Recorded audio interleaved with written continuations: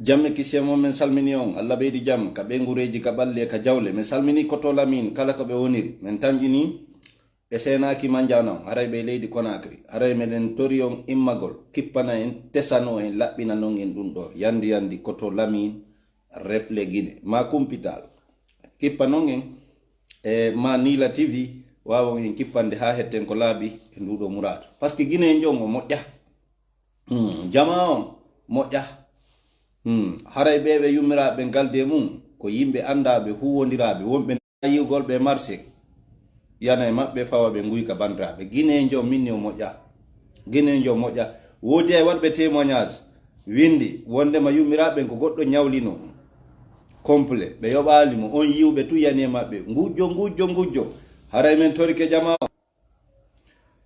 fergogol kundule mum de waɗa sese waɗa doy ande ɓe kodirɓe no mari dole de iɓe nafi ko addoɓe piiji angoro ino woodi buy wonɓe heɓude keɓal e fe maɓɓe e ndu sallu woɓɓe amata yiwgol ɓe yana e maɓɓe inna gujjo wattane yila lando ɗon hoore mo lande hoore mo moɓanaɓe ko ɓanni complet nogay basin jonna ko ɓanni 70 million timmali a yontere ila ɓen ɗiɗi onon on jaɓa e wondema ɓen no yalti wujugol goɗɗo heɓe hakkil hay si tawi ar wonde ko gonga haray ɗo onna question a sedemande ɓe yummiraɓe ko honto ɓe feggi ko hombo ɓe feggi ko honɗum hewtitiɓe ko honɗum ɓe woni e mum est ce que ɓe no andi kon ɗum woni e mum haray si tawi ar wonde ko gonga onna quelque chose a sedemande sina ɗum goɗɗo o moɓanama konko o moɓana jama aduna fof moɓanimo on kadi wiye no nanga no wujjude aray menen jooma haqqille menen men landitoto est ce que ɓeno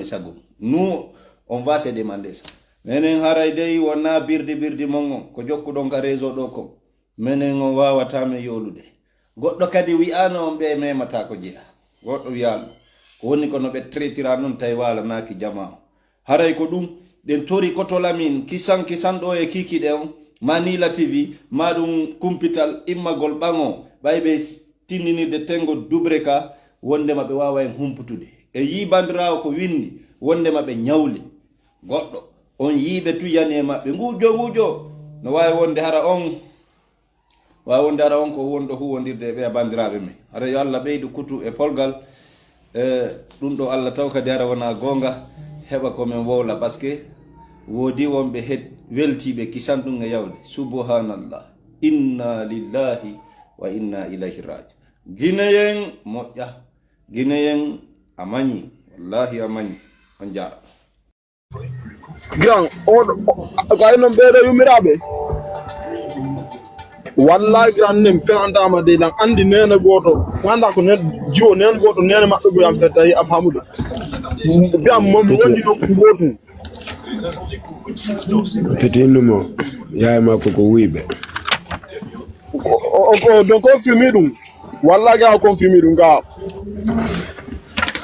eyi wuyi ko wuyɓe peti wallahi ga confirme la koy petima yawtaw yaw on foppo yaay o garno ɗo min hande mi artunta waɗugol ami Touré ay moto yaaka gendarmerie tawaɓe ɗon ko justice Guinée mon kondanuma fi ta waɗu vidéo ta waɗu live ji ɗum ɗon fop ittete ɗum ɗon fop en ittay a fuɗɗoto joggugol business ji maɗin tranquille ɗum ɗon fo ittete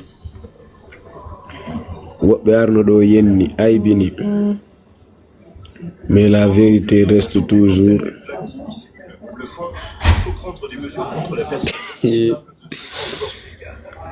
gonga kan Ami Touré ɓe darino ɗo kanko Touré ko ni ko Touré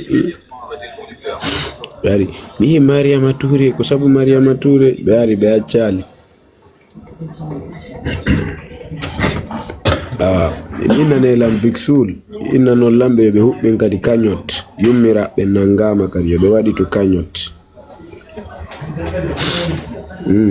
Big Soul en no wawi wadde kañot yummiraɓe nangitama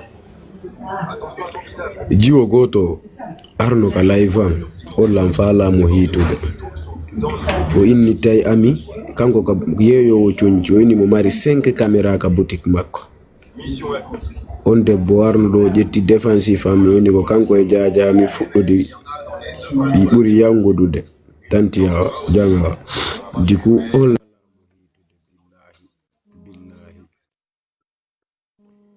tawno dugol billahi lam faala mo hitude on debbo sabu ko on ko bi moddo non wa on mami taw billahi bandra woni la mo madu no kango 5 camera video ka boutique makko wari do yewti vrai mi giti on debbo jo mi gitimo wallahi mi gitimo non c'est une brave femme.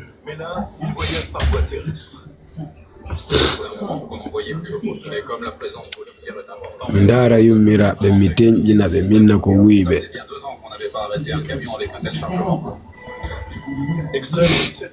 dodo ko kolode ma korlonde falla awanena mari jammari makiaz kadi nangama nguika ara cette fois-ci kadi be yawno ndarugol si be hebay ko be wujja malgré ko be hebi kon fo menginu non bedo e yaay ha mi labana on post bedo ko wiibe mi holla yon fop mon bedo ko wiibe mi ari addoygol ko be yaata ko be yarayta beere dum jama ngini si mi wadi dum non mi bonna yar kise mabbe on hibe cotisana mbudi o meccube hen dodi no gasa be accita dum don mini problem ala awara labani on mari maquillage wujjay pellet labani on nena mari maquillage be wujjay là tout le monde sait que ouais. Les agents examinent chaque recoin et sortent les billets distribués dans les valises. Ora benangi dama kadi nguika. Leurs gestes sont précis. Aucun billet. Dono labi poska. Dona mami toureni. Billahi dona ami touré. Dona ami touré. Que le service des douanes fasse les comptes. Doka dino saako mabbe ko ngetika weko. Le service des douanes informe l'agent que le montant total des sommes saisies s'élève à 118 000 euros. Ils vont dresser un procès verbal aux passagers. Donc mari maquillage ni. Dona ami touré ni ya. Do pellet na ami touré ni. Quand la banque sera contactera, il devra prouver la provenance de cet argent. Ah nene goto inik. Comme il n'a pas Yumira bengo minuno mako ngaindara be ande na be ona clean. une somme qui varie selon la quantité d'argent saisi ou s'il s'agit d'une récidive. Et si le passager ne peut pas prouver la provenance, l'amende sera beaucoup plus élevée. Il pourrait même être accusé de blanchiment d'argent. Omzola.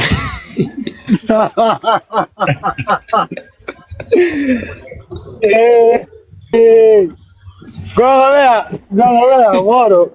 Kwenye leo luba hapa moro. Gana tama. Kama hivi no. Ane madidi, ane attends. Madidi, lundo ane. Donc vraiment menangi lungo ne bugo tona ko. No hande wadia. Abi yete recreation molo. No hande ko juma on julete. Non, sérieux. Be wedditi no. Be weto. Putain. Non, franchement, bravo. Alors que l'homme qui l'a commandé reste No mala ne no. la jeune femme tente de protester. Ah, mena udi no me indi na wali na juda men de more. Be tay juda men de andi na yumira mi no be. Me yido be sewa. Ah bro. Mengadna fo no medento kono no yumira ben fewa. Pour faciliter le contact, il y en a tellement qu'un agent No mari maquillage.